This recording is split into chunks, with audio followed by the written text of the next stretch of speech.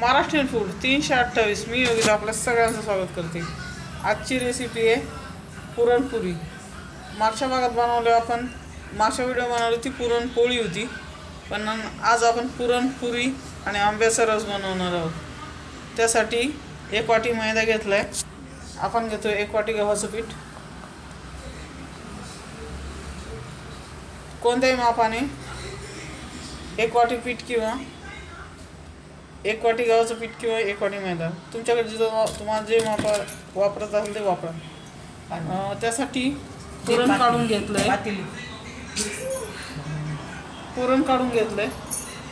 हे पुरण पूर्ण मोकळे. हे पुरण असं कसं बनवायचं याच्या आधीच्या व्हिडिओमध्ये मी पूर्ण दाखवलं आहे, सोप्या पद्धतीने पुरणपोळी. त्यामुळे पूर्ण किती मिनटं पुरण शिजवायचं, किती मिनटं किती शिट्या करायच्या हे संपूर्ण मी त्या व्हिडिओमध्ये दाखवलं आहे. जर या पुरणाची संपूर्ण रेसिपी पाहिजे असेल तर याआधी मी व्हिडिओ अपलोड केला आहे सोप्या पद्धतीने पुरणपोळी. पण आपण आज पुरणपोळी बनवणार आहोत.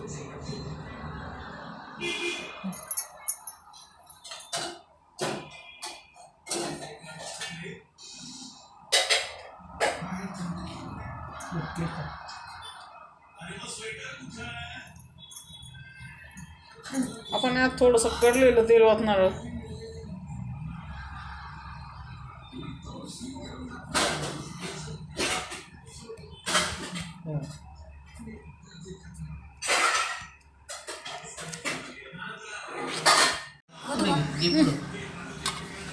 काळ काय दुबळं काय ते काळ काय पाहिजे काळ वरच्यावर काढा दी किती पकडले. आपण इथे कडलेलं तेल थोडंसं ओतणार आहोत.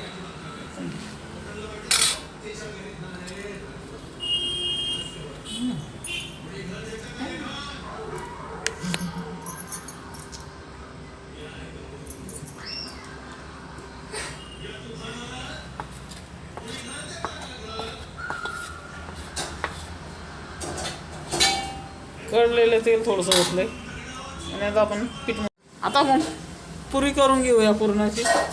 इथे मी छोटी चपाती लाटून घेतली. पातळ लाटायची, खूप पातळ नाही खूप जाडे नाही.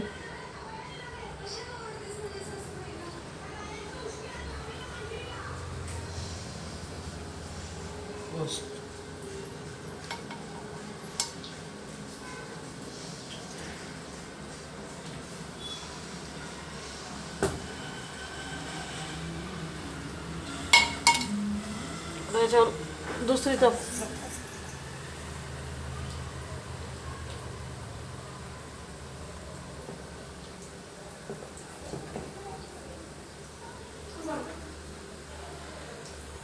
पण याच्यावर दुसरी पुरी चपाती टाकणार आहोत. छोट्या चपात्या लाटायच्या, कारण आपल्या याच्या पुऱ्या बनवायच्या.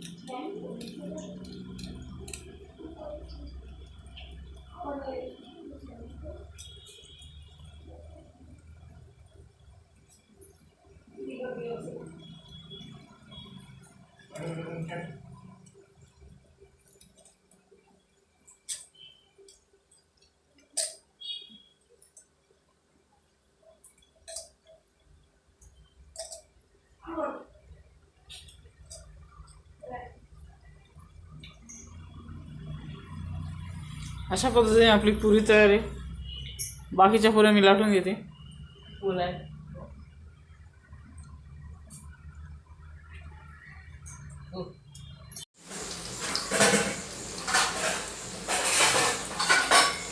तुम्ही बघू शकता आपण ज्या पुरणाच्या पुऱ्या तळल्या होत्या, पुरणाच्या पुऱ्या लाटल्या होत्या, आपण त्यात तळून घेणार आहोत.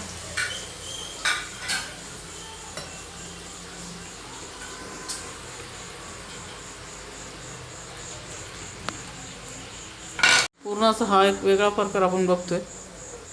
पुरणपोळी आपण नेहमीच करतो, परंतु पुरणाच्या पुऱ्या अशा पद्धतीने करून बघा.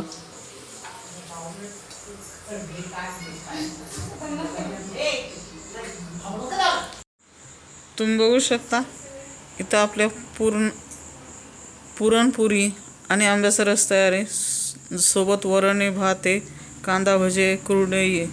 अशा पद्धतीने आपली थाळी रेडी आहे. तुम्हाला व्हिडिओ आवडला तर लाईक करा, शेअर करा, चॅनलला सबस्क्राईब करा. भेटूया पुढच्या व्हिडिओमध्ये. थँक्यू.